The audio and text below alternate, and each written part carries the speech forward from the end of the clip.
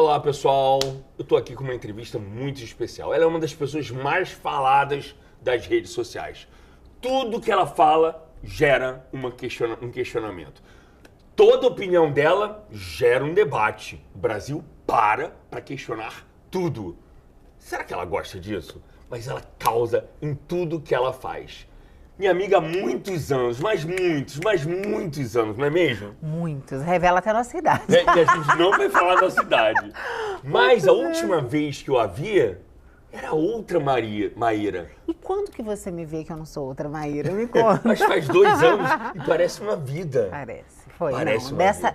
Dessa vez eu concordo com você que a intensidade da minha mudança foi over. É isso. Maíra Card.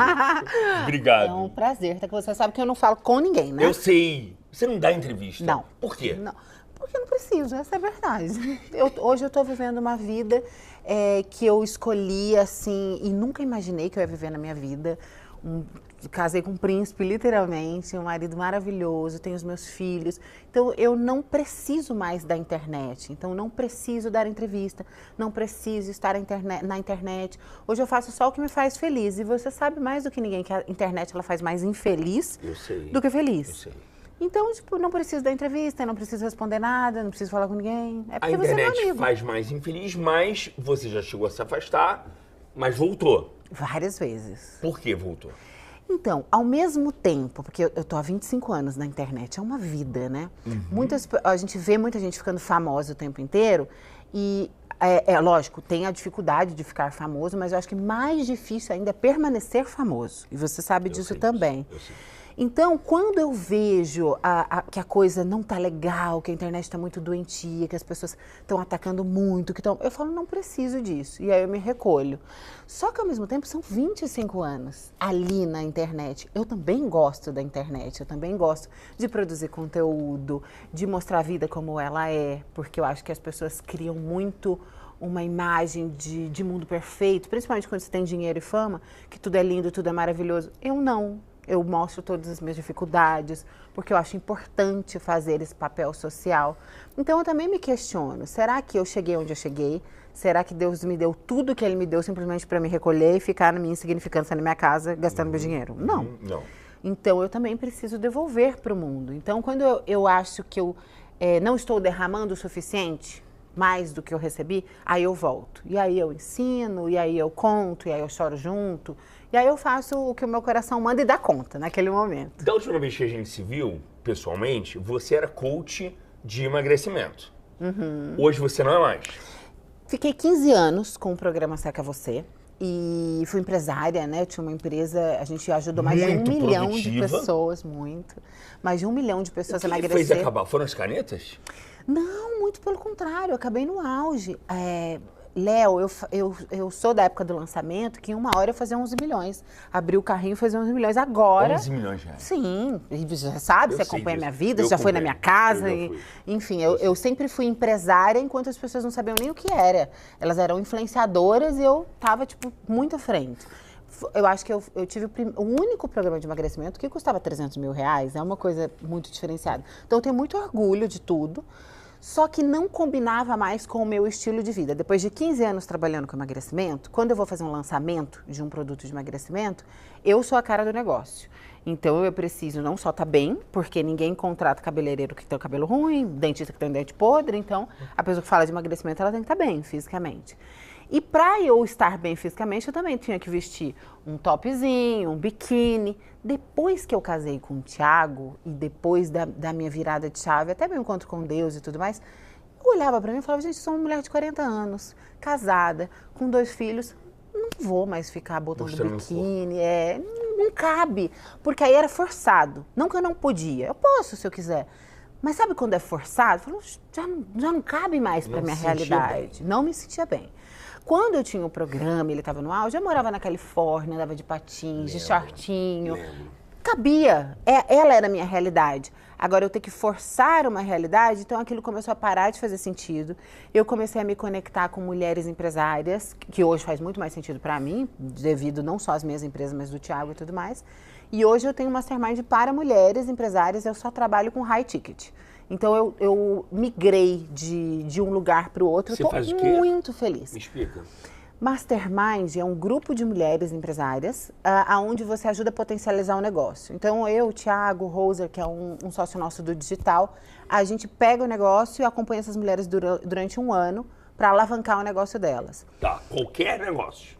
Qualquer negócio de pessoas mais bem-sucedidas. Você já tem que estar faturando um tanto e etc e tal. Então, tem que ser uma empresa inicial. Não pode ser uma empresa inicial. Exato, tem que ser uma empresa. Até mesmo porque é um produto muito caro, não é um produto barato. O Mastermind, em geral, ele começa de 100 mil para cima. Tá bom. Porque você entrega muito, né? Você acompanha um ano e você faz uma promessa. É tipo uma consultoria? Tipo uma consultoria, só que uma coisa mais particular. Você realmente olha o negócio da pessoa, desenvolve.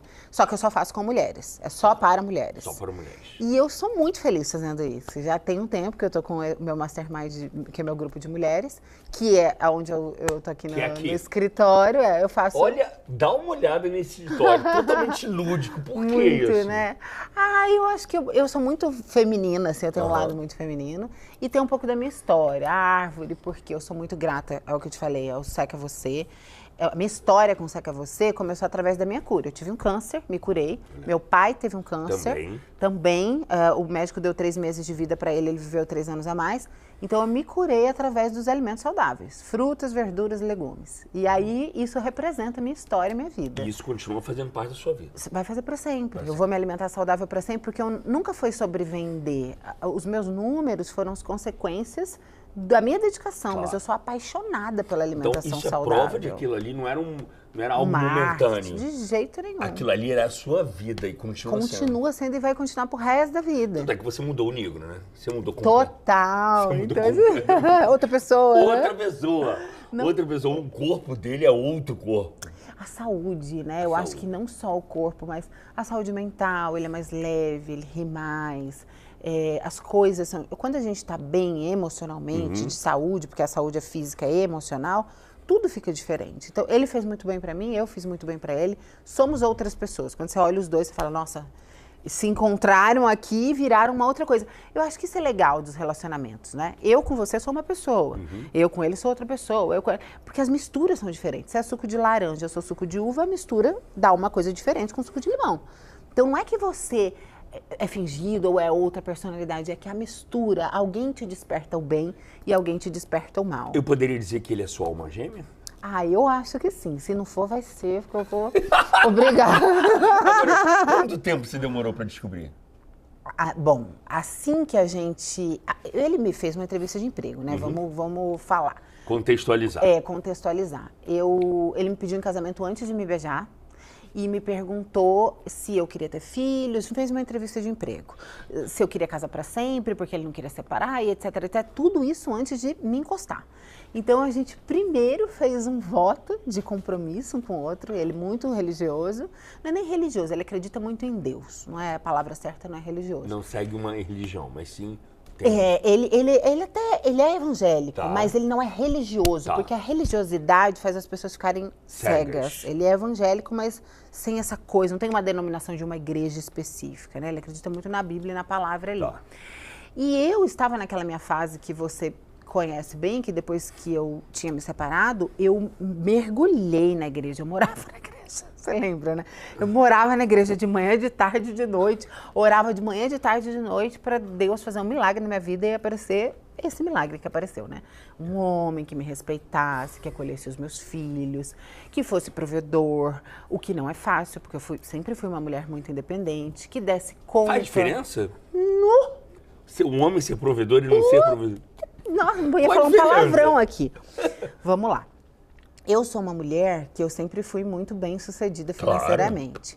Quando eu encontro um homem que ele não dá conta financeiramente de bancar todos os meus custos, ele precisa ser muito bom emocionalmente para que ele não se sinta menor. Porque tendo uma mulher bancando tudo, normalmente esse homem se sente menor. Quando ele se sente menor, ele vai ter que se sentir maior em algum lugar. E aí isso é um problema. Então, eu pensava, então vou morrer solteira, porque eu morava numa casa de 10 mil metros, 15 funcionários, um monte de coisa. Falei, quem que vai dar conta? Sabe que a gente estava discutindo isso outro dia, estávamos falando sobre isso outro dia. Exatamente. Que tem que ser muito homem para aguentar uma mulher que ganha muito mais que ele. Total. total. Tem que ser muito homem, tem que ter o caráter muito definido, tem que ter a personalidade, a psique. Então eu pensava, não quero, eu quero um cara que chegue junto, eu quero um cara que pague as contas, eu tô cansada de ser a provedora, em todos os sentidos. Aí os meus amigos falam, esse cara não existe, você vai falar, é solteiro. Mas você, Maíra. Exato. E porque aí, você já ganhava muito. Eu fazia muitos milhões, então não fazia sentido. E aí, graças a Deus, veio este que assim, nossa, eu não me preocupo com absolutamente nada. Ele fala todos os dias da minha vida, ele fala, você sabe que você não precisa trabalhar, né? Eu falo, não, mas eu gosto e tal. Mas é outro nível, ele é um grande empresário, ele é o maior influenciador de finanças do Brasil e o segundo maior do mundo. Ele tem uma empresa grande, multibilionária, não é nem milionária, então ele me dá uma segurança não só financeira, mas uma segurança emocional para mim, para os meus filhos, para minha família. Homem. Eu nunca vi um menino tão homem na minha vida. Eu sou, assim, apaixonada por ele, mas mais pela postura dele. É um menino de 30 anos, você fala, ele tem 60.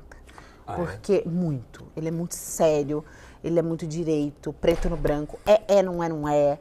Não gosta de mentira, mas de uma maneira over que eu nunca vi. Mas vamos lá. Você chegou, você é mais velho que ele? Sou. Tá. Ele tem 35, eu tenho 42. Tá. Então tinha alguns desafios. Vários. Ele queria engravidar? Sim, queria muito. Esse era um pra você? Isso, eu tinha certeza que eu não ia ter mais filhos. E aí, como é que foi? Então, ao mesmo tempo que as minhas gravidez, de certa forma, eu acho que toda gravidez tem algum tipo de trauma para uma mulher, em uma certa nuance. Gravidez, você empresta o seu corpo para uma criança habitar, onde ela pega tudo que é de bom que você tem, psiquicamente, emocionalmente, os seus órgãos são todos espremidos, você não tem pulmão para respirar. Eu durmo sentada agora. Ainda? A barriga... nossa, eu durmo sentada, porque eu não consigo respirar. Olha o tamanho da minha barriga. Olha o tamanho do meu marido. Eu nunca tive uma barriga tão grande assim. Eu fico apavorada, eu falo, meu Deus do céu, vai explodir. Então, assim, é um período já difícil por si só. E eu tive 2 experiências bem difíceis na gravidez. Então, eu tinha medo de passar por isso novamente, de começar tudo de novo, aos 42. Aí eu perdi um bebê, porque eu engravidei e perdi o Rafa, que foi a anterior. E depois eu descobri que eu tinha trombofilia, que é a mesma doença que faleceu a minha babá, meses antes de mim. Que foi tudo muito forte, então eu tinha que querer muito.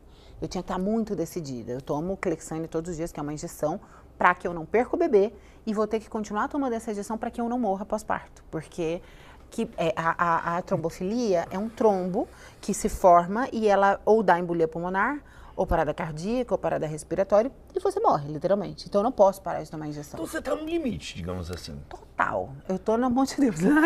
Você tá disposta a isso tudo? Muito, 100%. Eu nunca estive tão disposta na minha vida.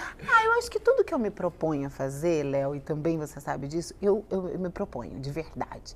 Não existe nada que eu faça mais ou menos, meia boca. Se é pra fazer, eu vou fazer.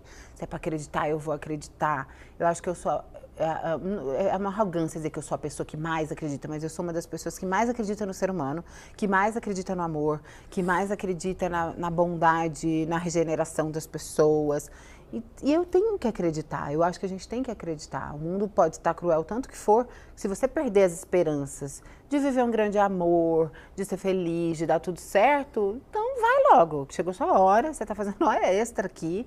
Então, eu vivo intensamente. Eu gosto de viver intensamente. As pessoas falam muito sobre a diferença da Maíra Card do TikTok para a Maíra Card do Instagram. Interessante. Dizem que ela é bem mais interessante no TikTok. Por quê?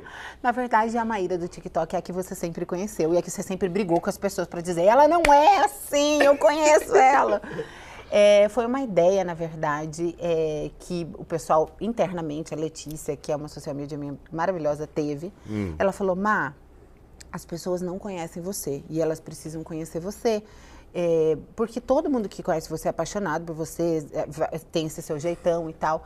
Ela falou, você já tentou o TikTok? E na época, eu tinha a visão de que TikTok era coisa da dancinha. Eu também tinha. Nada a ver. Então, eu pensava, tem nada a ver com aquele negócio e tal. Ela falou, mas ali você faz sem compromisso, não é trabalho, tem um negócio que chama série. E aí você pode fazer em série da construção, série da sua gravidez, série... Vou tentar. Então, eu entrei numa plataforma sem tipo compromisso. Reality. sem compromisso nenhum de trabalho, de ter que mostrar alguma coisa, de performar alguma coisa. Eu sou eu falo o que eu penso, se eu gosto, eu gosto, se eu não gosto, eu não gosto, se dá errado eu falo, se dá certo eu falo. E aí as pessoas me conheceram pela primeira vez. O Instagram é uma ferramenta de trabalho, você performa para estar ali, você mostra o seu trabalho. Então, normalmente é um recorte que você coloca ali e que não diz quem é você. Ainda os stories, você consegue trabalhar um pouco mais. Mas o feed, você olha ali, você não pode saber como é uma pessoa. E como você falou, sempre as coisas que saíram da minha boca deram muitos cortes, gera muito clique, você sabe disso. Então, as pessoas sempre procuram tirar o contexto para ganhar visualizações. Isso também foi uma coisa que foi modificando a minha imagem, porque as pessoas liam matérias fora de contexto e não conheciam a Maíra como ela é. No TikTok é muito eu do jeito que eu sou. Então, eu acho que é isso. Pela primeira vez as pessoas estão me conhecendo. Quais foram as séries que mais bombaram? A série da construção da sua casa? Da obra que tá ainda, que eu vou te falar. Conta pra gente aquela história, sinceramente, eu achei o máximo. Você colocou uma Bíblia em cada cômodo. Cômodo. Você fez um buraco. Sim, as pessoas, algumas até ficaram ofendidas com isso, né? E falaram, nossa, mas você tá pisando em cima da Bíblia, mas não é assim que a gente vê. Deus sustenta tudo que eu tenho, tudo que eu sou, tudo que eu tenho, eu devo a Deus. E eu preciso lembrar da palavra, eu preciso lembrar que Deus me deu aquela casa, que Deus me deu aquele alicerce. O chão é a base. Sem o chão, você cai. Então, quem segura os meus pés é Deus. Então, a gente passou dias orando na casa com louvor e pedimos para os pedreiros fazerem buracos. A gente abria a Bíblia, escolhia um tema específico que tinha a ver com o quarto da neném, com o quarto da Sofia, com a sala de cinema, mas em todos os cômodos. E fizemos uma oração para depois fechar, para a gente se lembrar que aquela casa é de Deus e que quem sustenta a nossa vida é Deus. Então esse foi o objetivo dali. Obrigada. E quando você vê as críticas? Eu não vejo, você não sabe, lê? Eu continuo igual, eu continuo não lendo, agora mais ainda. Antigamente, eu acho que alguma coisa até chegava em mim, pela minha equipe e tal. Hoje em dia não chega nada, porque eu peço para eles nem me mostrarem. Léo, o que você pensa, o que Pedro pensa, Pablo pensa sobre mim, é um problema de Pablo e de Pedro. Não tenho nada com isso. Eu sei quem eu sou, eu sei onde eu quero chegar. As pessoas derramam o que elas têm dentro delas, é sobre elas. Se eu estou mal-humorada, tudo vai estar feio. Se eu estou feliz, tudo vai estar lindo. Então, o dia que você estiver derramando ódio sobre o mundo, não é sobre quem você está derramando, é sobre a sua vida. Então, eu deixo o seu lixo, ele não pode me atrapalhar. Eu deixo o seu lixo com você. Então, eu não fico lendo as coisas das pessoas, eu vivo a minha vida. Você fala, não sei se você quer falar isso, você pode falar sobre o Rafa? Posso, lógico. Pode? Claro, com certeza. Porque foi uma perda muito abrupta. Sim, né? Sim. E vocês chegaram e vocês mostraram tudo o que estava acontecendo. Houve algum erro nesse momento ali da vida de vocês? Olha, quando a gente engravidou do Rafa foi tudo muito rápido, eu nem poderia engravidar, eu tinha que fazer um tratamento de saúde e tudo mais. Ele foi uma promessa de Deus muito interessante, faltava 10 dias para completar um mês e foi um profeta na minha casa, nas células que eu sempre faço, e ele falou, ainda esse mês você vai engravidar de um menino. E de quem? Um profeta foi na minha casa. Falou? Falou, chama Saulo Matos. O Saulo foi na minha casa, na frente de todo mundo, a gente tinha umas 40 pessoas fazendo uma célula. Ele mandou minha sogra levantar e falou, pega na barriga dela, eu tenho esse vídeo se você quiser. E aí ele falou assim, ainda esse mês, faltam 10 dias para acabar o mês. Põe na mão na barriga dela, falou pra minha sogra, falou, ainda esse mês você engravidará de um menino. E aí a gente falou, eu falei, coitado, vou desmentir o profeta já, porque daqui 10 dias acabou o mês. Eu jurava que era impossível, porque eu tinha um laudo de que eu não estava ovulando, que era impossível estar grávida. Inclusive eu ia fazer uma cirurgia para colocar um chip de testosterona, entre outros hormônios, para poder arrumar a minha saúde para engravidar. Então, eu fui até a cirurgia, falei pro meu médico, olha, o profeta falou que eu ia engravidar, eu posso botar isso se eu engravidar? Ele falou, não tem como você engravidar, você não tá ovulando, é impossível. Eu botei. Quando eu estou saindo do médico, eu sinto um negócio. Aí eu falei, você pode me dar um exame de sangue? Quando eu fiz o exame de sangue, estava tão recente, ou seja, tinha engravidado 2, 3 dias atrás, que ele não estava aparecendo. Estava aparecendo incongruente. Ainda não tinha um resultado preciso, mas tinha umas coisas alteradas. Na dúvida, eu já tirei o negócio. Eu falei, isso está muito estranho. E depois de 10 dias, eu descobri que eu realmente estava grávida, porque positivou o teste. Então... Que loucura! Muito. Então, eu pensei, por que Deus está me dando essa criança? Eu nunca imaginei que eu ia perder. Aham.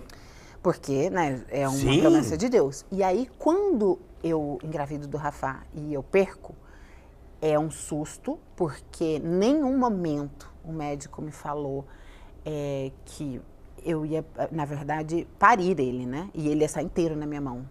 Porque imagina o meu susto. Foi muito difícil para mim. Saiu inteiro? Inteiro. Eu não tinha a menor ideia. Porque eu fui pro médico, se eles me falaram, você tem a opção de fazer a curetagem aqui, ou você pode ir para casa e você não vai ver, vai sair no meio do sangue. Falei, tá bom. Achei que era, falei, prefiro natural e tal. Nessa noite eu comecei a ter uma cólica insuportável, eu tava cheia de criança em casa, cuidando das crianças, uma cólica, e eu sabia que eu tava parindo, porque era dor de parto. Eu tenho 2 filhos, eu sei como é. Eu falei, gente, não é possível. Eu tô com dor de parto. Eu estou literalmente entrando em trabalho de parto.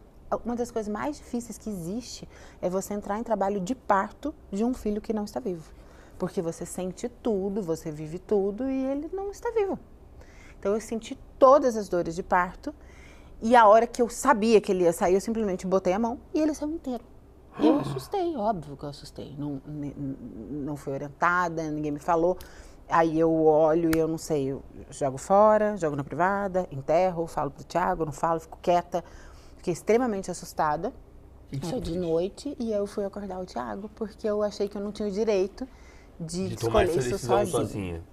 Afinal, é de vocês dois. Exatamente. E ele é completamente emocionalmente abalado porque era o primeiro filho dele e assustado porque é isso, você completamente despreparado, você vê o seu filho na sua mão ali, você fica também, faço o quê? E aí, enfim, eu fui deitar e aí quando eu acordei, o mundo já estava de ponta cabeça, porque o Thiago ele tinha postado, ele ficou emocionalmente abalado, até agora, na verdade, tá? O Thiago foi conectar com a nossa filha agora esse último mês. Ele nem pegava direito na minha barriga. Ah, é? Porque ele ficou traumatizado. Imagina. Ele ficou com muito receio de perder, sofreu muito com a perda do Rafa. Porque ele criou muita expectativa, ele queria muito um menino, era um menino, a gente viu que era um menino. A hora que saiu na mão, você viu, estava inteiro informadinho.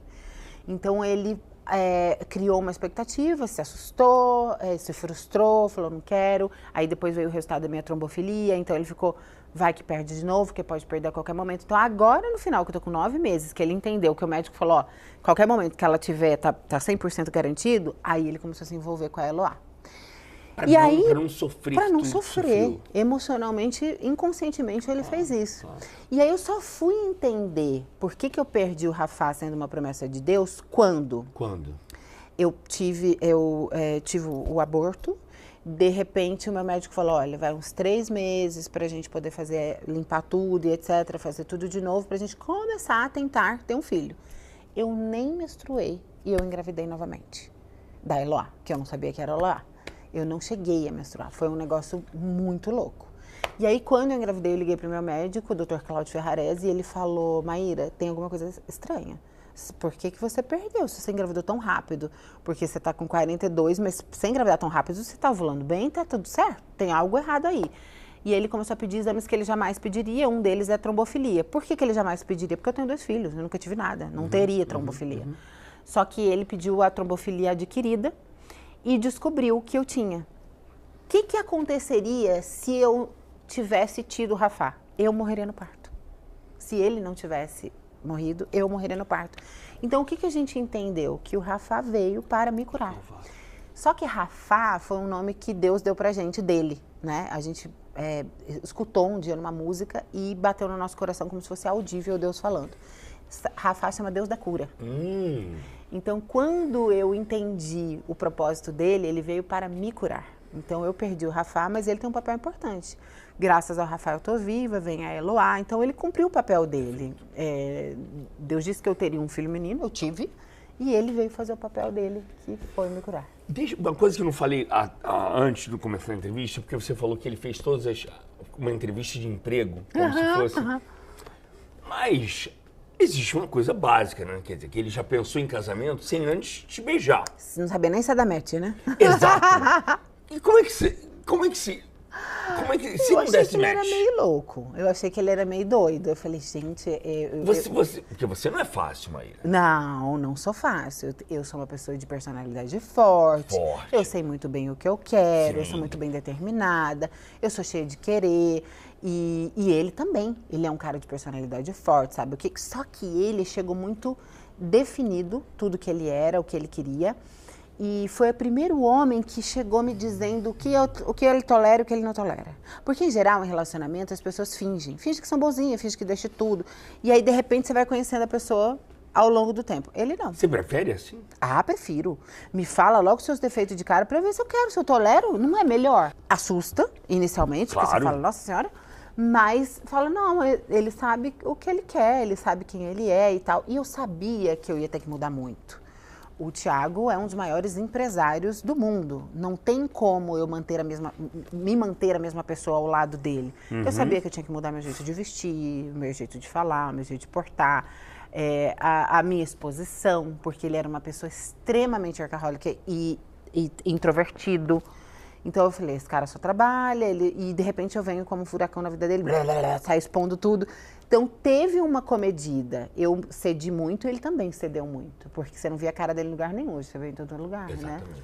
Então os dois cederam. Não, em todo lugar que ele não quer. Todo lugar que ele não quer. Todo lugar tipo que no seu site. Exatamente. Só TV. Deixa eu te falar uma coisa da Sofia. Claro. Da questão que você achava que era birra e que você descobriu que não era birra. Qual delas? Era um problema. Hipersensibilidade sensorial? Exato. Uhum. Eu não sabia qual era o nome. Tá. Hipersensibilidade sensorial. Sim. Que para muitas, quando você falar isso agora, vai atingir muitas mães. Sim, vai ajudar muitas mães. Vai ajudar muitas mães. Porque a criança, ela tem a fase da birra, o que é totalmente compreensível, né? Eu não quero isso, não quero aquilo. Ela está se descobrindo o que ela gosta, o que ela não gosta. Eu e você somos da fase onde a gente não tinha que querer nada. Era o que os pais queriam, pronto, acabou. Exatamente, igual abaixo. Exatamente. E foi, inclusive, um dos motivos que eu acredito que eu sofri muitos abusos, desde a infância até a minha idade adulta. Porque a pessoa que não aprende a dizer não, ela não diz não para ninguém. Então, eu não queria que a minha filha fosse assim. Então, também é um lugar que eu olho e falo assim, por que ela não pode dizer não? Claro que pode. Ela tem desejos, tem vontades e tudo mais. Então, eu sempre crio ela, podendo ela dizer não, porque eu quero que ela diga não na rua. Não é questão, eu quero que ela seja educada comigo, mas eu não quero que ela seja abusada em todos os sentidos. Não estou só falando de abuso, mas claro, também estou. Mas abuso de poder, abuso de não conseguir dar limite numa amizade, num trabalho, isso tudo é muito importante. Para muita gente, até hoje, é um desafio. Muito. Eu tenho muita dificuldade de dizer não. Eu sempre acho que eu estou machucando, que eu estou ofendendo, porque meu pai era muito machista e muito linha dura, é o que eu quero, pronto, acabou. E aí a Sofia, quando ela entrou nessa idade de eu gosto disso, eu não gosto disso, ela começou a se incomodar com roupas. Eu não quero essa roupa, eu não quero isso. E dava trabalho, e eu falava, ai gente, tá ficando chata. Aí passava creme, não gosto desse creme e tal. E aí eu comecei a ser mais dura com ela. Só que eu via que ela sofria muito. Falava, não, você vai usar essa roupa, algumas coisas têm que ter limite. Não, você vai usar essa roupa, você usou outro dia, por que não vai usar agora? E ela chorava, só que de uma maneira estranha. Ela fazia, assim, ia tremendo, assim. E aí eu falei, tem alguma coisa esquisita, assim, não é normal. E aí eu levei ela para fazer nas psicólogas. Na verdade, quem me alertou inicialmente foi a mãe de uma amiguinha da escola, da Sofia, que é a melhor amiga, e que conhecia muito a Sofia. E ela falou, Má, eu acho que ela tem hipersensibilidade sensorial, vamos analisar. Aí eu falei, o que é isso? Eu nem sabia. É quando o seu cérebro, ele reage de uma maneira diferente às texturas. Então, por exemplo, textura de roupa, textura de creme, o cérebro dela lê de uma maneira diferente, ele não lê da mesma maneira que o nosso lê. Então ela não consegue, é como se estivesse machucando ela tem uma agonia e não tem o que fazer, não é uma birra, é uma agonia, é uma doença, né? Emocional, ali, psíquica, é uma disfunção cerebral. Então, por causa disso, mudou completamente a minha vida, porque a partir do momento que eu entendia que não era birra, ela se acalmava. Porque eu falava, não, calma, filha, a gente vai achar uma outra textura. Eu entendo que essa textura não tá boa. Essa aqui tá boa? Aí ela fazia, e se acalmava e ia vendo outras texturas. Gente, eu nunca ouvi falar isso. Então, olha que, eu também nunca tinha ouvido falar, e olha que quantas crianças devem ter sofrido, devem ter apanhado na sova dos pais. Ah, bota essa saia pra onde me irrita! O meu filho possivelmente tem. O Lucas. E eu nunca soube. Que já tá um homenzão. Que já tá um homenzão, casou e tudo. Por quê? Porque lindo casamento, hein? Obrigada. Parabéns. Muito obrigada. É muito bom. Eu acompanhei ele já era grande quando eu conhecia, mas eu vi ele casando é uma loucura, né? É muito bom. E é respeitador. Muito. Fiel, educado, nossa, trata ela igual uma princesa. Casou com 24 anos, né? Hoje quem casa com 24 anos? Ele é muito decidido. É da igreja para casa, da casa para o trabalho, só. Nunca foi para balada, nunca bebeu, nunca... Certinho, assim. Gente, que maravilha, muito orgulho, muito orgulho, muito orgulho. E eu acho que ele tem a sensibilidade hipersensorial, porque ele sempre usou a meia do avesso. Ah, é? Eles têm essas coisas. Então, eu acho que deve ser um borogodó meu aí, que veio com defeito. Então, fica atento agora com a Eloá. Então, fica até um recado aí para as mães. Por exemplo, é textura de tudo, é textura de comida. Às vezes você acha que a criança está fazendo birra. Comida também? Também. Depende da textura da comida, não consegue comer, não desce na garganta. Creme, roupa, etiqueta, textura de quando é muito grosso, tudo ela pega assim para ver se ela quer. Passa, sofá, às vezes não consegue sentar no sofá, é bem desafiador. Nossa. Outra questão, quando o Negro chamou a Sofia, quando a Sofia chamou o Negro de pai, deu muito o que falar. Ainda dá, só que de uma maneira mais amena, eu acho, né? Por que tanta polêmica?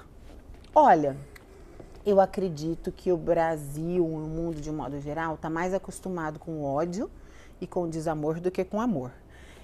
Porque excesso de amor nunca é demais, né? E ela decidir chamar ele de pai é porque ela entende que ele o ama como um pai.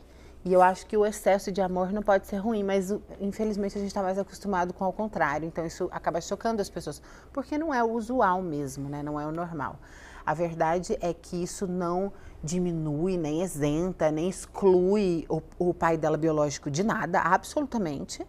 Mas no dia a dia, o Thiago é muito presente. A Sofia mora comigo, a cada 15 dias ela vê o pai biológico. Então ele também faz um papel. Ele que faz tarefa, ela estuda num colégio que é 100% inglês. Ele faz tarefa todos os dias com ela, ele lê com ela, a gente janta junto, eles jogam tênis, eles brincam. Então, existe uma relação de afeto que a criança mesmo identifica, porque o comportamento desta pessoa é como um pai. E o Thiago é um super pai, ele é um paizão, não só para ela, mas para o Lucas. Para você entender o quanto o Thiago é um paizão e isso não é forçado, meu filho tem 24 anos. Ele conheceu o Lucas, um homem, ele conheceu o Lucas agora, com 20 anos. E quem fez o papel do pai no casamento do Lucas, mesmo o Lucas tendo um pai biológico, foi o Thiago. O Lucas vê o Thiago como pai. Dia dos Pais, o meu filho passou com o Thiago. Então, esse mesmo papel que ele faz para a Sofia, ele faz para o Lucas. Não é exclusivo da Sofia. Não, ele faz papel para os dois. É muito do Thiago. Ele é muito responsável. Ele queria muito ser pai. Ele quer muito ser pai, mas acima de tudo ele é muito responsável. Não, eu tô falando que ele já é pai. Sim. Você tá entendendo o que eu queria dizer? Sim. Ele já é mas pai. É porque ele quer vários, né, Léo? Ah, é? Calma aí, mas não vai ser só a Eloá, não? Não, ele quer mais. Ele quer continuar sendo pai. Mas eu acho que tem mais a ver com a responsabilidade dele. Porque ele é muito responsável. Ele sabe que quando ele casou comigo, ele não casou comigo. Ele casou com a minha família, com os meus filhos. Então, ele assumiu isso para ele. Então, hoje, ele é um super pai da Sofia, um super pai do Lucas. O Lucas não chama ele de pai, mas o Lucas trata ele como pai. Os conselhos, o Lucas pede para ele, o Dia dos Pais passa com ele. No casamento, o Lucas fez discurso olhando no olho dele, agradecendo ele, que acabou de conhecer, um homem feito. Então, para uma criança que estava começando a vida, com 3 anos de idade, é muito mais fácil para ela conectar e chamar de pai. É muito mais fácil para ele conectar com ela, porque brinca e tudo mais, do que com o adulto, mas ainda assim ele conectou muito. Vocês estão juntos há 2 anos? De casado, sim, mas 2 anos e pouco, né? Tá. De casamento. Foram 5 dias 3. para comemorar os 2 anos de casamento? Todo ano a gente faz isso. A gente fez a primeira. Não é exagero, não, mãe? No casamento, que a gente fez 5 dias. Na renovação de primeiro ano, mais 5 dias. E agora, nessa terceira renovação, né, mais 5 dias. Eu amo reunir os meus amigos e as pessoas que eu mais amo, celebrar o amor. Então, o que acontece? O Thiago, ele tem a vida muito corrida. Ele tem a agenda, tipo, muito agitada, muito louca. Às vezes, ele está em 3 cidades ao mesmo tempo. Mas eu me lembro, desculpa te cortar, tá? Eu me lembro que a nossa primeira entrevista, você marcou assim, olha só, Léo, é até 7h30, porque 7h30 eu tenho que botar a Sofia para dormir. É isso, eu sou bem certinha. Os seus horários são muito... Muito. Os dele também são assim? Também são assim. Então ele trabalha até determinado horário? Tudo é cronometrado. A gente tem o cronômetro para acordar, para tomar o café da manhã, para tomar o banho. Se atrasa o banho, ou se o cara do café da manhã não põe na mesa no horário certo, a gente atrasa tudo. Atrasa o dia inteiro, é uma loucura. A vida dele é muito, muito corrida. Tipo, a maioria dos compromissos ele faz de helicóptero, porque não dá nem para fazer de carro, porque daí perde. Então, ele tem uma vida cansativa, insana, emocionalmente, psicologicamente. A gente tirar 5 dias ali, uma semana inteira, né, de segunda a sexta, para juntar os nossos melhores amigos, que também têm a vida corrida, e poder estar junto, isso não tem preço. Então, não é sobre uma festa, não é sobre um casamento, é para celebrar o amor. Inclusive, esse primeiro evento desse casamento, ele foi para os nossos amigos, a gente fez para os nossos amigos, a gente celebrou, todos os casais renovaram votos. Então, é muito gostoso. Eu acho que a gente trabalha tanto para isso. O dinheiro, ele tem que te servir, não você servir o dinheiro. É muito claro isso para você. Muito claro isso para mim. Tá. Eu uso o dinheiro para ajudar as pessoas e muito, e para estar em comunhão com a minha família. Você entende que ajudar volta? Eu entendo, mas eu ajudo porque eu amo. Tá não bom. É nem por conta da lei do retorno. Nem por causa da lei do retorno. Eu gosto. Deixa eu te falar outra coisa. Você faz publi hoje em dia? Não, de jeito nenhum. Já te procuraram? Mas muito. Todos os dias, todos os meses é uma briga. Por que você não faz mais publi? Primeiro porque eu não preciso mesmo. E depois porque eu acho muito exaustivo você ficar ali falando de alguma coisa artificialmente. Se é um negócio que faz parte da minha vida, que eu tô afim, que eu quero muito, por exemplo, agora nesses 5 dias de casamento, eu escolhi algumas empresas específicas que eu amo e que são das minhas mentoradas. Eu quis falar. Eu falei, eu quero falar, mas aí é diferente, não é publicidade, é porque eu tô afim de falar. Mas hoje em dia é um dinheiro que não faz diferença na minha vida, que não muda e que, eu tenho o quê? Eu não quero ter que nada. Eu quero vir falar, na internet eu quero vir falar do que eu quiser, a hora que eu quiser. Principalmente se eu olhar para essa flor e falar, ela é uma bosta, eu quero falar que ela é uma bosta. Não quero mentir que ela é uma bosta, eu não quero enganar as pessoas. Então isso é uma questão. O que você então faz mais nada que você não queira? Nada. Vamos viver assim, né, Léo? que vida maravilhosa, Maíra. Maravilhosa. Então, eu estou me sentindo um privilegiado, que você só está dando essa entrevista que você quer. Total. Há 3 anos eu não dou entrevista pra ninguém. Até para falar com ela foi difícil, que você tem dificuldade. Não olho mais telefone. Você não olha telefone? Também não preciso. Eu não quero, quando eu tô afim e tal. Eu trabalhei tanto no telefone, eu fui muito workaholic. Você foi muito? Muito workaholic. Trabalhei muito. Que eu fiquei muito perto de um burnout, de um cansaço. Foi? Nossa. Na verdade, eu tive um burnout. Tinha hora que o telefone tocava, dava até falta de ar. Eu falava, eu não tenho que lidar com isso. Léo, é muito difícil você ser uma mulher responsável por tantas famílias. Eram 400 colaboradores, 400 famílias ali dependendo de mim, os meus filhos, os meus funcionários. Vários momentos eu chorava, exausta, cansada, dormindo 2 horas por dia, tendo que cuidar de criança pequena, de bebê pequeno. Eu falava, gente, eu só queria tirar um dia de descanso. E eu não podia, porque só tinha eu, pelos meus filhos, pelas minhas coisas. Então, o Thiago, ele veio não só como o marido dos meus sonhos, mas ele veio como um descanso na minha vida. Eu aprendi a ser mulher com o Thiago, porque eu era um menino, né? Eu era o macho da minha própria vida. Exato. Eu falava, eu sou o velho rico da minha lancha. Eu tinha orgulho de falar isso. Hoje? Ai, graças a Deus é ele, o velho milionário. No papai é novo milionário. Tô ótima. Porque eu não quero mais esse lugar. Não quero mais esse fardo pra mim. Fui muito feliz, sou muito orgulhosa de ter sido uma mulher independente e tal, mas chega. Ai, ele que tem essa responsabilidade, não quero nem saber. Eu vou tocar em outro assunto, se você não quiser falar, fique à vontade, tá bom. Ok? do episódio que gerou grande polêmica quando a Sofia disse que o celular de um funcionário era celular de pobre. Então, eu nunca falei sobre esse assunto, porque eu acho que não precisava ser falado mesmo. Achei que teve todo um contexto, mas vamos lá. Primeiro que a gente está falando isso tem uns 2 anos, né? Então ela devia ter 4 aninhos. Uma criança de 4 aninhos, ela não sabe o que ela está falando, sabe nada. Uma criança de 4 aninhos, ela é um repete. Ela repete o que ela ouve. Sim. E é isso. E a Sofia, ela é engraçada demais, ela tem uma personalidade meio debochada, tal. Ela é assim. E eu nunca comentei isso, mas no próprio dia eu mesma falei com a pessoa e falei, não cabe, eu não quero falar sobre esse assunto e tal, mas já que você está me perguntando, ela escutou isso de 2 bocas e na brincadeira. Tanto a minha babá, a vavá dela, quanto a própria pessoa, o dono do celular, eles 2 brincavam entre eles. Eles brincavam, ai, meu celular é de pobre, meu celular é de pobre. E eles brincam, eles chamam ela de patroinha. Era uma brincadeira entre os 2, a Sofia não tinha nada com isso. Mas ela ouvia. Ela ouvia, óbvio, né? Ai, patroinha, madame, o que eu vou servir para madame Sofia? Eles falavam, o que eu vou fazer?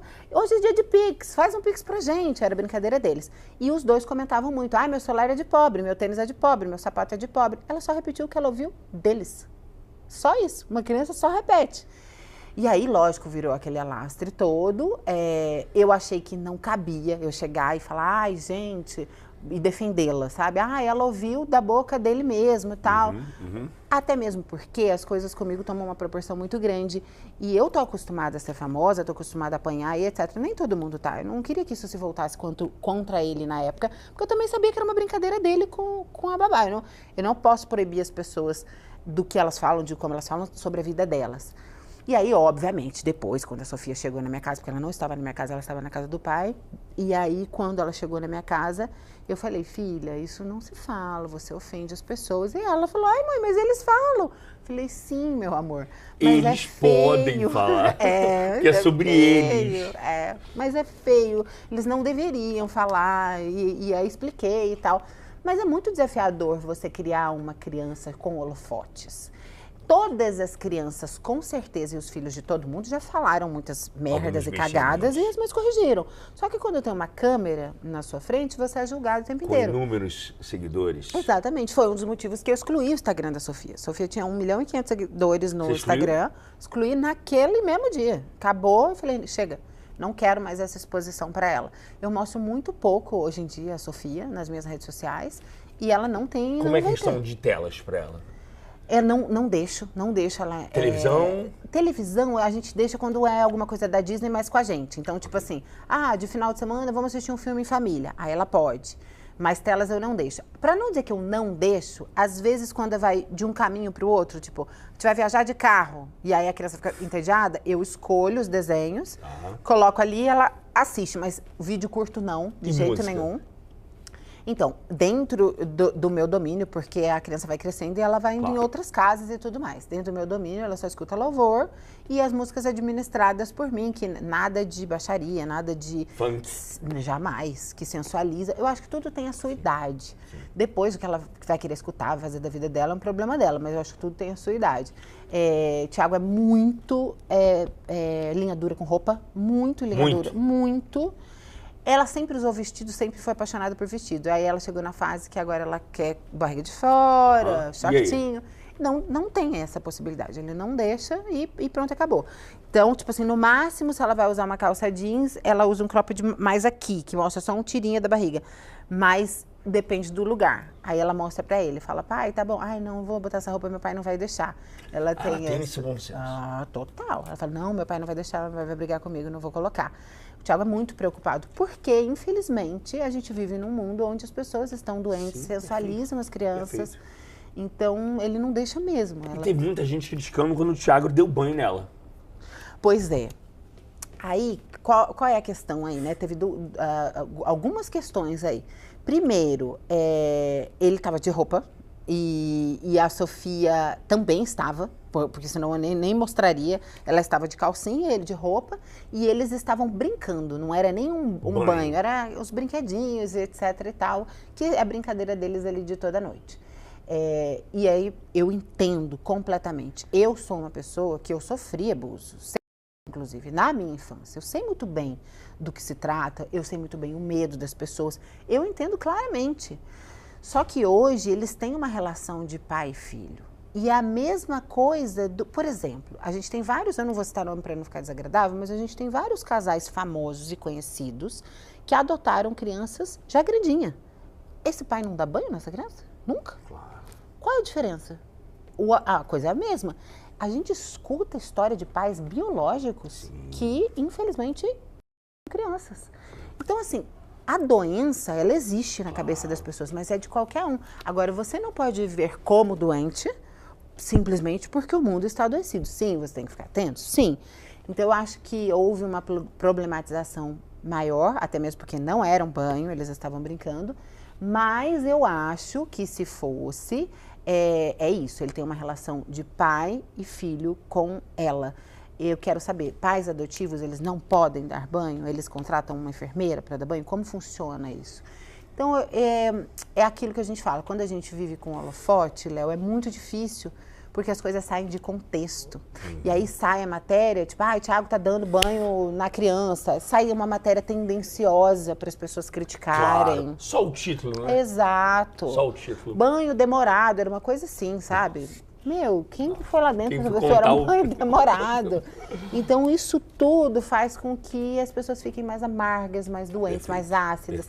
Nesses momentos que às vezes eu falo, vou sair. Aí eu saio, fico lá 1 ano sem internet, 6 meses, muda nada a minha vida. A hora que eu falo, cansei, agora eu vou voltar. Aí eu volto. Mas é porque as pessoas estão adoecidas. Você falou uma vez sobre fez uso do PMMA no rosto e falou abertamente sobre isso. Explica o que você fez, se foi uma pressão da sociedade, pressão do mundo estético, por que você botou isso? Foi uma burrice mesmo. O que é PMMA? Explica. Polimetacrilato é um material muito usado antigamente para pessoas portadoras de AIDS, porque elas começam a perder a massa óssea e tal. Então, eles colocavam nessas pessoas, antigamente, que elas tinham um prazo, entre aspas, de vida menor, que hoje em dia não é mais assim, né? Então, ele foi criado sabendo que ele tinha uma vida de 10 anos útil e aí depois tinham efeitos colaterais muito ruins. Ele foi criado para isso. Só que o meio da estética começou a usar como se fosse como é o nome daquele troço que a gente põe na boca? Ácido hialurônico.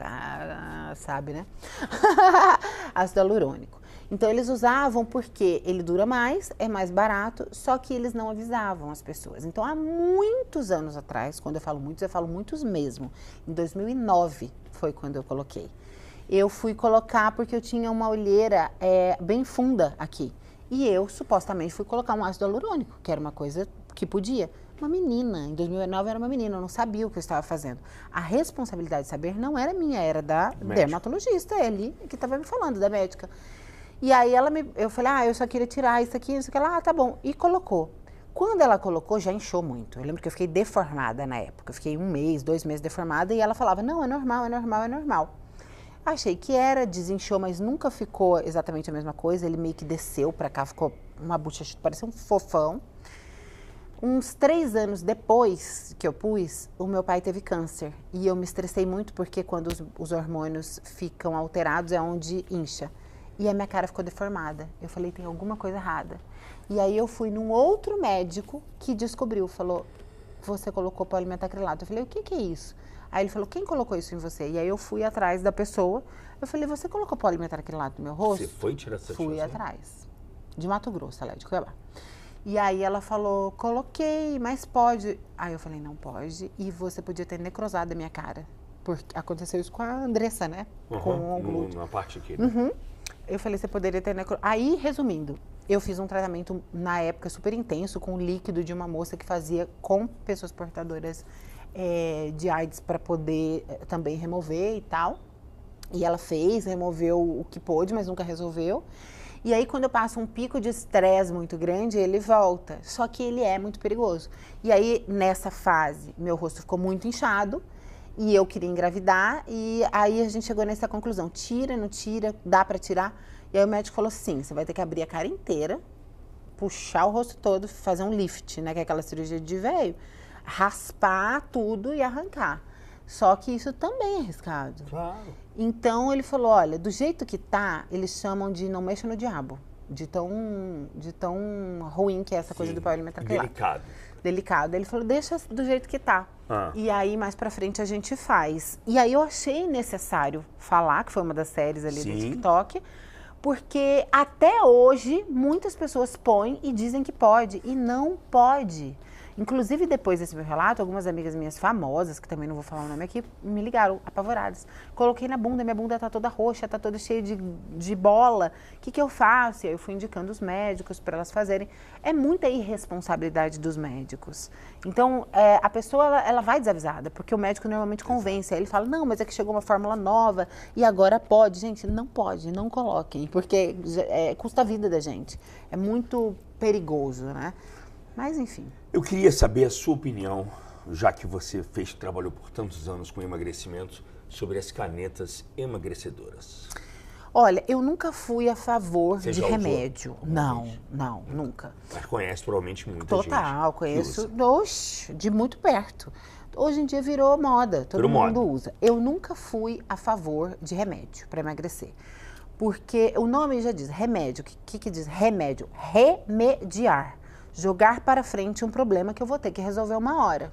Então, você toma um remédio para emagrecer e você não toma consciência do que precisa acontecer, você vai engordar tudo de novo. E aí vai causar uma frustração, vai engordar o dobro, vai sobrecarregar o rim, o fígado, etc, etc, etc, etc. Então, não sou a favor. Eu acho que as pessoas têm que tomar consciência, têm que ter um tratamento emocional, psicológico, eu sei que precisa, tudo. Então, os meus programas, eles sempre foram 100% natural, sem uma cápsula de nada. Comida de verdade, pronto, acabou. Eu sei que existem casos e casos, e existem casos mais graves e tudo mais.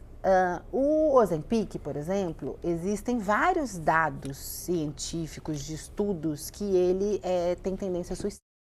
Então, até onde também vale isso? Tem países que ele é proibido por conta disso. E as pessoas começam a entrar em depressão e elas têm pensamentos suicidas, porque é um remédio que deixa você down e tal. Então, isso não faz sentido nenhum, isso é doideira. Já o Mounjaro, que é o novo ali, digamos assim, já não é tão prejudicial em relação a isso. Mas aonde é o problema do Mounjaro? Ele emagrece mais do que o Ozempic. A pessoa que toma o Mounjaro, ela vai emagrecer, não é que ela não vai, ele vai emagrecer rápido, só que ela não vai tomar consciência da alimentação. Então, aonde mora o problema? Que as pessoas continuam bebendo vinho, continuam comendo porcaria e aí sobrecarrega o rim, sobrecarrega o fígado. E aí a pessoa, eu conheço, também não vou falar nome, uma pessoa que foi internada 10 dias com problema hepático. Porque tomava vinho e tomava Mounjaro ao mesmo tempo. Então isso é muito perigoso se você não tem consciência do que você está fazendo. Então, tipo assim, você é contra 100%? Eu prefiro o método natural. Lógico que existem casos e casos. Mas se a pessoa, ela tem muita dificuldade, ela fala, não, gente, olha, eu quero tomar por um período com acompanhamento médico e eu vou tomar consciência da alimentação e eu vou mudar minha alimentação junto, ok. Agora, se ela não faz a mudança da alimentação junto, se ela continua bebendo, se ela continua comendo porcaria, é questão de dias. A morte dela tá acelerada. E, assim, ninguém tem estudo sobre o Mounjaro, sobre o Ozempic a longo prazo. Ninguém. Então, eu acho doideira. Eu acho que tem que ser feito com muita consciência e não do jeito que está acontecendo agora, né? Que é uma pena. Olha só, a gente passou por várias versões da Mayra Card. Várias reinvenções, várias histórias, várias versões. O que a gente pode esperar da Mayra Card Negro? Boa pergunta. Não esperem nada de mim. Por favor, me deixem em paz e não esperem nada de mim. Porque nem eu sei o que será o meu dia de amanhã. Eu gosto muito quando eu amanheço e eu olho pra trás e eu falo, gente, eu não acredito que ontem eu pensava assim e que eu falei isso. Não faz mais sentido. Sou outra pessoa. Eu espero que todos os dias eu olhe pra Mayra do passado e que ela faça menos sentido. Tá bom, mas você se arrepende de alguma coisa da Mayra do passado? Olha, durante muito tempo, eu sempre disse que eu não me arrependo de nada, porque me trouxe onde estou me fez quem eu sou. Mas, no fundo, eu me arrependo de algumas coisas, sim. E mudei isso depois que eu conheci o Thiago. Você quer falar alguma coisa? Algumas coisas que a imaturidade, a própria maturidade me fez falar demais, eu me arrependo. Porque hoje tem consequências na vida do meu parceiro, por exemplo, não só a minha. Porque o que você fala tem consequência na vida de todo mundo que está no seu lado, à sua volta e tudo mais. Mas eu acredito que a imaturidade me fez daquele jeito, ou a dor, né, me fez falar demais. É aquilo que eu te falei, gente machucada, machuca. Gente feliz, faz feliz e tal.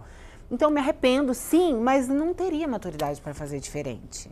Então, eu gosto quando eu olho e falo, meu Deus, como eu não pareço mais aquela pessoa. Então, eu não sei o que esperar de mim no futuro. Eu espero que eu continue evoluindo muito rápido, eu espero que eu continue mudando de opinião, mas eu não faço ideia do que Deus tem preparado para mim, mas espero que seja coisa boa. Você perdoaria uma traição do Thiago Nigro? Jamais. Tacaria fogo nele. Não tacaria, né? Porque senão claro vai virar um corte, pelo amor de Deus. Maíra disse que tacaria fogo. Deus me livre. Mas um pedaço do membro, assim, eu acho que vale perder, né, Léo? Por que não? Não, eu não perdoaria. Eu falo, não? Jamais. Eu falo pra ele que Você não... Você fala explicitamente isso? Com todas as letras. Não existe concessão para isso. Mas eu mudei muito. Eu sempre fui o tipo de mulher que eu falava assim, se você me trair, um problema é seu, quem perde é você. Então eu não olhava a sua vida, eu não queria saber o que você estava fazendo da vida, era um problema seu, as suas amigas, eu deixava solto. E é isso. Agora, não. Primeiro porque eu entendi que se deixar solto, solto fica. E depois porque eu acho que quem ama, cuida. A gente cuida daquilo que a gente ama. Hoje eu sou uma mulher ciumenta. Nunca fui. Hoje você é uma mulher ciumenta. Mas e com orgulho. Assim, assumidamente ciumenta e com orgulho. Porque hoje eu assumo... O que é uma mulher ciumenta? Uma mulher ciumenta é aquela que identifica, assim, de longe, sente um faro que ela nem sabe explicar, fala, não quero um oi para essa mulher. É nesse nível. Se quiser me chamar de abusiva, fica à vontade. Maíra. Não, mas agora eu sou com orgulho. E aí, às vezes, o meu marido fala assim, ai, amor, você tá muito abusiva. Eu falo, não tem problema. Eu sou com orgulho. Você se quiser me chamar... Longe? Mas muito longe. Não, primeiro que não existe amizade entre homem e mulher. Não existe? Pra mim, não. Cada um faz o que quiser da sua vida. Tô dizendo as regras sobre a minha vida. Não existe amizade entre homem e mulher? Não. Não confio. Não confio. Eu confio em Deus e pronto, acabou. Mais ninguém. Então, não existe. Não quero amiguinha, não quero conversando, não deixo ter amigas, Ai, mas nossa, que loucura. Coitado, é abusiva. Casou sabendo que era assim. Se quiser, bem. Se não quiser, amém. E não deixo. Não quero correr esse risco. Não quero falar no telefone, não quero dá oi de longe. Quero que dê hoje. Cuido, é meu, eu não quero perder. Já, tipo assim, foi tão difícil para eu estar onde eu estou, para eu conseguir ter uma pessoa que me respeite e tal. Não quero. E foi uma das coisas que ele me ensinou também. Eu sempre fui uma mulher cheia de amigos masculinos. Meus amigos sempre foram. Não tem mais também. Cortou tudo. O vento que venta lá, venta cá também, né? Então você não só exige. Não, ele que me ensinou. Quando a gente começou a se relacionar, ele veio com essa ideia. Não existe amizade entre homem e mulher. Eu falei, esse homem tá louco. Completamente surtado. E aí ele foi me explicando. Eu falei, não, eu só tenho um amigo homem. Ele, eu não aceito, pra mim não funciona. Se eu tô junto, tudo bem. Existe amizade entre casal. Agora, você e um homem, não existe isso pra mim. Só que ele, foi o que eu te falei, falou isso no primeiro dia. Eu entrei nesse relacionamento sabendo e aceitei, achando ruim. Quando eu entrei, entrei achando ruim, mas aceitei. Conforme o tempo foi passando, eu fui prestando atenção e ele foi falando coisas que faziam sentido. Ele falou, amor, olha só, agora tá tudo lindo, tá tudo maravilhoso, a gente tá apaixonado. Daqui 10 anos, 15 anos, que a gente não estiver tão bem assim, que talvez a gente tiver uma briga, que o nosso relacionamento estiver desgastado, e o seu melhor amigo for muito mais legal do que eu, você acaba criando situações. E isso pode vir a virar um problema. Pode ser que não, pode ser que não. Mas pra que você vai criar uma situação? E eu falei, cara, faz sentido. E aí eu aderi isso, e aí eu aderi melhor que ele, inclusive. Então, não existe amizade. Eu não deixo mulher trabalhar próxima, por exemplo. Secretária. A secretária dele eu escolho e ela gosta de mulher. É eu que contratei, ela, o negócio dela é mulher, não é homem. Porque não existe mulher trabalhar do lado, não tem essa possibilidade. Você que escolhe a secretária e ela tem que ser lésbica. No caso dele né? Mas se não for ela, pode ser um homem também, um secretário. Mas a dele é tão competente quanto. E a secretária dele foi minha secretária durante 15 anos. Então é muito minha cria. E eu administro. Quero saber todo mundo que falou, todas as reuniões que tem, ela me conta tudo, quem entrou na sala, quem não entrou, quanto tempo ficou. Eu administro tudo. Quer me chamar de louca, pode chamar. Quer me chamar de abusiva, pode chamar. Tô nem aí. Cada um faz o que quiser com o seu marido. Esse é meu, eu vou cuidar esse, eu não perco. Deixa eu perceber, eu tô percebendo uma coisa. Você tá tirando uma tatuagem aí? Todas, Tô Como tirando assim? todas. Já praticamente saiu, você viu? Saiu, mas um pouquinho. Você tá tirando todas? Tirei Quantas tatuagens você tinha? Uma aqui, uma, duas. E por que você tá tirando? 3. Coisas da juventude que combinava comigo e hoje não me representa mais ter um desenho aleatório assim no meu corpo. E como existe essa modernidade, né? Então eu tirei todas. Ele tinha, praticamente saiu. Ele quer? Ele tinha uma? Não, ele fez uma pra mim. Ele Você não fez nenhuma pra ele? Fiz, que é essa aqui, né? Que é Thiago Negro. Eu vi, verdade. E eu tenho uma aqui embaixo, que é o lugar. Agora com a barrigana não tá mais sexy. Mas o quê? Mas o lugar que ele achava mais sexy era esse ossinho que eu tenho aqui. Sei. Então eu escrevi sempre sua. Que fofo. Essa vai ser uma que vai existir além dessas. Exato. Que é uma tatuagem que ninguém vê. É pra ele, literalmente e tal. Que é bem mais discreto. Exato. Acho que é isso, porque eu não queria ficar com as coisas expostas. E seu guarda-roupa também mudou tudo? Mudou tudo porque, primeiro que a idade, hoje eu me porto como uma empresária, sou uma mulher mais velha, eu me sinto bem, mais elegante, com roupas mais elegantes. Eu tive uma fase, eu até falo isso no meu livro, né? Meu livro Que Se Come no Céu, ele conta bastante das minhas nuances e das minhas histórias. Quando eu estava insegura, eu colocava um decote, eu colocava um batom vermelho, porque quando a gente está insegura, a gente quer chamar atenção. E é inconsciente, eu nem sabia disso. Mas eu me dei conta disso, que eu queria ser olhada, eu queria ser vista, principalmente se você é traída. Aí você quer ser vista, porque você fala, gente, não é possível, tô com o cocô do cavalo do bandido, né? Você se sente mal, se sente rejeitada, então você inconscientemente provoca para ser vista. Quando eu caso com o Thiago e eu reavalio todas as minhas questões, uma das coisas que eu já vinha mudando por conta de Deus mesmo, né? Que Deus vinha falando no meu coração. E aí eu vim pensando, eu quero chamar a atenção de outros homens que não sejam meu? Para quê? Eu quero que esses outros homens me desejam? Eu vou sair com esses outros homens? Não. Então, eu não quero chamar atenção. Então, eu quero chamar a atenção do meu. Então, eu posso ser elegante sem ter um decote, sem estar de saia curta ou barriga de fora. Mas isso é uma decisão minha. Não condeno quem nada. Eu acho lindo o corpo de quem mostra e tal. Total sentido. Total, porque eu não quero essa energia. A energia do desejo sexual é muito forte. Espiritualmente, eu tenho uma energia muito forte. Eu querer te possuir. Eu não quero você pra mim, mas eu quero comer você, eu quero possuir um pedaço seu. Isso é muito pesado. Eu não quero isso pra mim. Por um outro lado, eu me expor, às vezes, para outras mulheres que gostariam de ter o corpo igual ao meu, mas elas não têm, também é ruim. Porque eu vou causar uma frustração nelas, uma inveja, talvez, ou ai, que pena, eu não tenho. Eu também não quero causar esse sentimento, eu quero causar um sentimento de alegria nas pessoas. E então, se for com um cara casado, que tá um casal de amigos, aí eu vou com o decotão pro marido da minha amiga, olhar pra ele. Aí eu comecei a raciocinar, falei, gente, como é que eu nunca pensei nisso antes? Ainda revia os meus conceitos, falei, meu Deus do céu, como é que meus amigos davam conta de sair comigo com esses decotão? Eu não queria eu de amiga, entendeu? Se eu fosse a mulher dos meus amigos. Então, eu cheguei à conclusão que não faz sentido para o que eu quero, para o que eu tenho hoje para minha vida, né? Eu percebo você muito mais leve, Obrigada. muito mais conectada consigo, com os seus. Obrigada. Com ter conectada com o seu casamento. E assim, eu imagino que a sua vida inteira deve ser assim. Maíra Cardi, que papo bom. Sempre é bom conversar com você. Eu quero agradecer demais. Eu quero ver os cortes, porque o problema não é o nosso papo, o problema são os cortes. Não, esses cortes você foi. Eu só quero que você fale do momento. Quantos dias?